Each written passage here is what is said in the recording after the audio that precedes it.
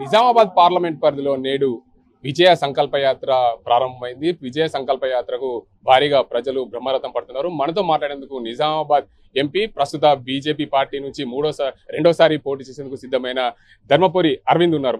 Sir చెప్పండి, విజయ సంకల్ప యాత్ర నేటితో ప్రారంభమైంది నిజామాబాద్ పార్లమెంట్ పరిధిలో. ఎలా సాగుతుంది పార్లమెంట్ పరిధిలో సంకల్ప యాత్ర? తెలంగాణ వ్యాప్తంగా మొదలైంది. ఈ 3 రోజులు నిజామాబాద్ పార్లమెంట్లో కొనసాగుతుంది. నిన్న జగిత్యాలు, కొరుట్ల, మెట్పల్లిలో మీటింగులు భారీ సక్సెస్ అయినాయి. భారీ సంఖ్యలో ప్రజలు పాల్గొన్నారు. భారతీయ జనతా పార్టీ నరేంద్ర మోడీ గారి గాలి వీస్తూ ఉంది దేశవ్యాప్తంగా. నిజామాబాద్ పార్లమెంట్లో కూడా అదే పరిస్థితి ఉంది. కాబట్టి ఇక్కడ రానున్న మళ్ళీ ప్రభుత్వం, ఎన్డీఏ ప్రభుత్వం, బీజేపీకి, ఎన్డీఏకి 400 సీట్లు దాటే అవకాశం కనబడతా ఉంది. మోడీ గారు మళ్ళీ తప్పకుండా ప్రధానమంత్రి అవుతారు. కాబట్టి వేరే ఏ పార్టీకి, కాంగ్రెస్కి వేసినా దేనికి వేసినా కూడా వేస్ట్ ఆఫ్ ఓట్ అని ప్రజలు భావిస్తూ ఉన్నారు. ప్రధానమంత్రి మోడీ గారు అవుతున్నట్టు కుల్లా కనబడుతున్నప్పుడు మనకి ప్రయోజనాలు కేంద్ర ప్రభుత్వంతో రావాల్సినవన్నీ ఇక్కడ రావాలంటే బీజేపీకి మళ్ళీ ఓటేయాలన్నది ప్రజలలో ఒక విశ్వాసం. మీతో పాటు ఇతర పార్టీల నుంచి పోటీ చేయడానికి సిద్ధమైన నేతలు మొన్న బోధనలో ఒక కామెంట్ చేశారు. గతంలో పసుపు బోర్డుకు సంబంధించి బాండ్ పేపర్ రాసిచ్చారు, కానీ పూర్తి స్థాయిలో బోర్డు ఏర్పాటు చేయలేదని చెప్పి ఆరోపణ చేశారు. మరోవైపు నిజాం షుగర్ ఫ్యాక్టరీని కూడా తెరిపిస్తామని చెప్పి అన్నారని చెప్పి వారు అంటున్నారు.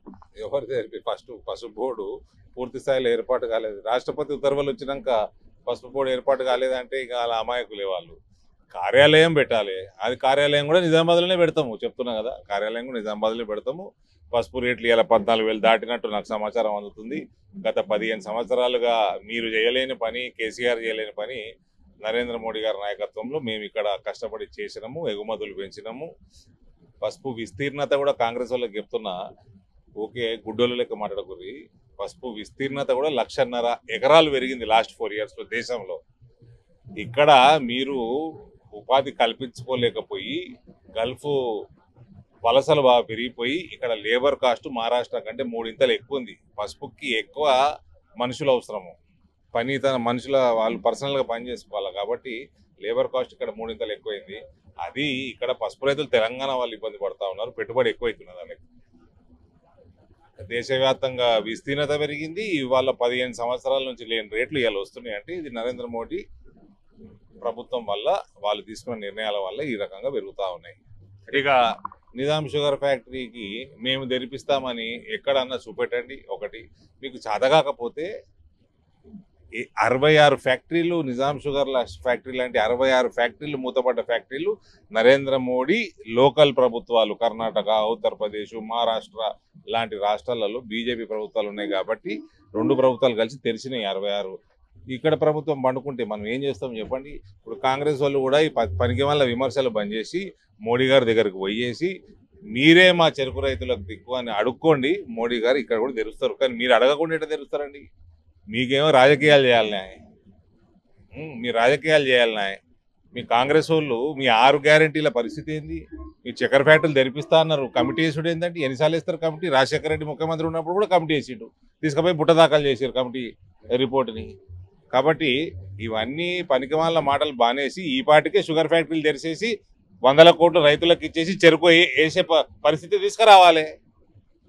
కమిటీ వేసిండు. మేము అదేంది నిశ్చయంతో ఉన్నాయా? ఏం నిశ్చయము? కృత నిశ్చయంతో ఉన్నాము. కృత నిశ్చయంతో ఉన్న చెప్పని కదా 3 నెలలు తీసుకుర్రు. ఫస్ట్ ఆయనకి ప్రైవేట్ ఆయనకు పైసలు ఇచ్చి 51% తీసుకోరు వాపస్. ఫస్ట్ మీ నిశ్చయం ఎంత కృత నిశ్చయంతో ఉన్నదో తెలుస్తుంది. పొద్దున్న లేస్తే రాజకీయాలు చేసుడు తప్ప, రైతుల్ని మభ్యపెట్టుడు తప్ప, అబద్ధాలు చెప్పుడు తప్ప. సిలిండర్ ఇస్తాను 500 రూపాయలకు సిలిండర్ ఇస్తాడు. బుడ్డి సిలిండర్ ఇస్తున్నాడు కర్ణాటకలో. చోటా సిలిండర్, చోటా భీమ్ లెక్క. తెలంగాణలో కూడా ప్రారంభమైంది సిలిండర్ చెప్పరా? ఈ రోజు నుంచి తెలంగాణలో కూడా ప్రారంభమైంది. అది ఎలా ఉండబోతుంది అంటే 500కే సిలిండర్. కర్ణాటకలో చిన్న సిలిండర్ ఇస్తుండండి, ఈయన కూడా చిన్న సిలిండర్ ఇస్తాడు. బుడ్డి సిలిండర్ ఇస్తలేడా కర్ణాటకలో? మీకు ఛానల్ ఉంది కదా, మీకు తెలియదా? మరి అన్ని అబద్ధాలు. 2 లక్షల రుణమాఫీ, ఏది గృహలక్ష్మి, ధనలక్ష్మి, మహాలక్ష్మి పథకాలు బస్సులలో మొత్తం పురుషులు దించేసిర్రు, మొత్తం మహిళలకు అప్పచెప్పిర్రు. మహిళలకు సరిపోతలేవు బస్సులు, కొత్త బస్సులు పెట్టేది లేదు.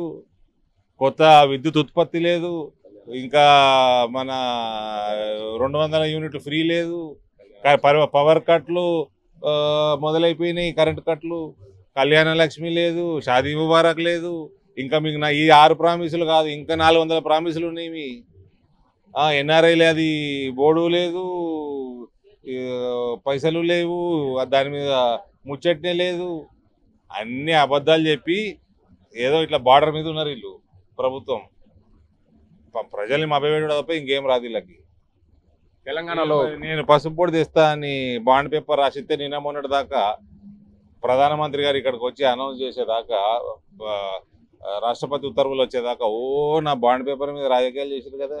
ఇప్పుడు ఏమైంది, మరి ఏమైందండి? తెలంగాణలో బీజేపీ పార్టీకి ఎన్ని సీట్లు వస్తే అవకాశం ఉంది? డబల్ డిజిట్ వస్తాయి. దేశంలో అరే మోదీ గాలి అంతా మోదీ మోదీ మోదీ అంటున్నారు, ఇంకా మళ్ళీ డబల్ డిజిటే వస్తాయి, ఇంకేమొస్తాయి?